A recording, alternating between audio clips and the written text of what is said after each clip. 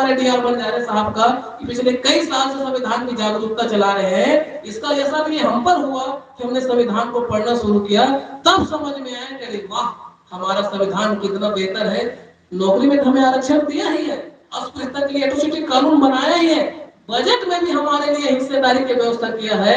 और तब हमने बजट को खंगालना शुरू किया। तो 1980 से 2005 तक की रिपोर्ट को जब हमने खंगाल कर देखा तो बजट बनाने के बाद भी हमारी स्थिति में कोई परिवर्तन नहीं आया था। क्यों नहीं आया था? क्योंकि जिनको लागू करने का जिम्मा मिला है, शायद उनकी नीयत हमारे लोगों के हित में नहीं रही है। तो हमने इस पर पिछले साल आदरणीय हमारे डी.आर. बंजारे सर के मार्गदर्शन में उनके पद चिन्हों के आधार पर चलकर बजट की जागरूकता के पिछले साल 21 जगह में संविधान मेले की तरह बजट जागरूकता कार्यशाला चलाई। और जब हमने छत्तीसगढ़ के बजट का अध्ययन किया साथियों, तो हमने पाया कि छत्तीसगढ़ बनने के बाद 2000 के पहले 1980 को भूल जाइए, वो बजट बनता था, हमारे मतों का पैसा दूसरे मतों में परिवर्तन होता था। यदि 1980 के बाद अब तक आर्थिक न्याय की वास्तव में बात हुई होती तो हर साल जो बजट बनता है, आज हमारे अनुसूचित जाति जनजाति के घर टाइल्स के बने होते सरकारी पैसे से। लेकिन ऐसा नहीं हुआ है। इसलिए नहीं हुआ है क्योंकि हमने संविधान को जाना नहीं, हमने संविधान को समझा नहीं। और संविधान का जो आर्टिकल है, मूलभूत अधिकार के कॉन्सेप्ट और जो राज्य के नीति निर्देशक तत्व है, उसको हम उसके संबंध में जो नीतियां बनी है उन्हें हमने समझने का प्रयास नहीं किया।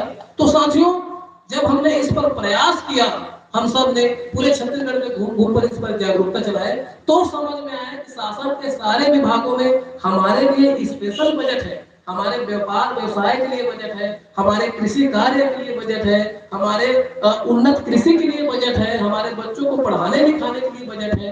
और इस नहीं जानने की वजह से हमारे हिस्से का पैसा दूसरे के हिस्से में जा रहा है। तो लगभग 40 से 50% घोषित, जिसको रिकॉर्ड कहता है, लैप्स हो जाता था। इस साल थोड़ी सी हमको अच्छी खबर मिली कि इस साल लगभग जो 15% बजट एक्सपेंडिचर, बजट का व्यय इस साल बढ़ा है। और इसके लिए सारे जिलों में हम लोगों ने दावे करवाने का प्रयास किया था।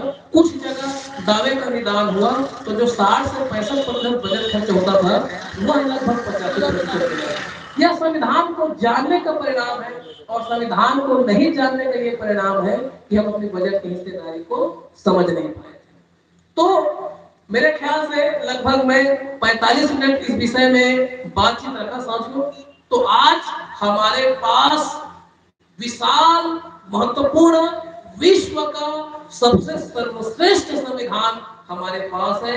उनके प्रावधानों को समझे, और मैं जहां तक समझ पा रहा हूं, हो सकता है और कोई होंगे, आदरणीय हमारे डी.आर. बंजारे साहब से बेहतर संविधान की सरल शब्दों में व्याख्या और कोई नहीं कर सकता। मैं जितने लोगों को इस देश में जानता हूं, और ये बहुत ही गौरव की बात है कि हमारे बीच आदरणीय बंजारे सर है। हमें तो उनको सर्वताज में बिठा कर रखना चाहिए। तो साथियों, इन्हीं शब्दों के साथ आप सबको विदा लेते हुए, आप लोगों ने मुझे ध्यानपूर्वक 45 मिनट सुना, इसके लिए पुनः आप सभी को जय सतनाम, जय जोहार, जय भीम, जय संविधान प्रेषित करता हूं।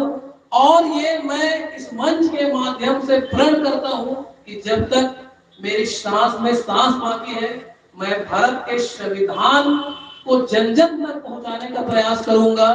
और भारत के संविधान में जितने भी आर्टिकल हैं, उसको प्रतिपूर्ति करने के लिए जितने भी एक्ट, नियम, अधिनियम, पत्र, परिपत्र जारी हुए हैं, उन सबको हमारे लोगों तक पहुंचाने का प्रयास करूंगा।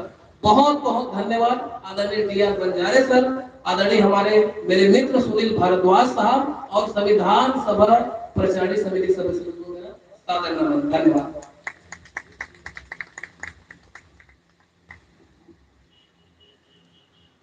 एक मिनट घर को भैया, बस सामने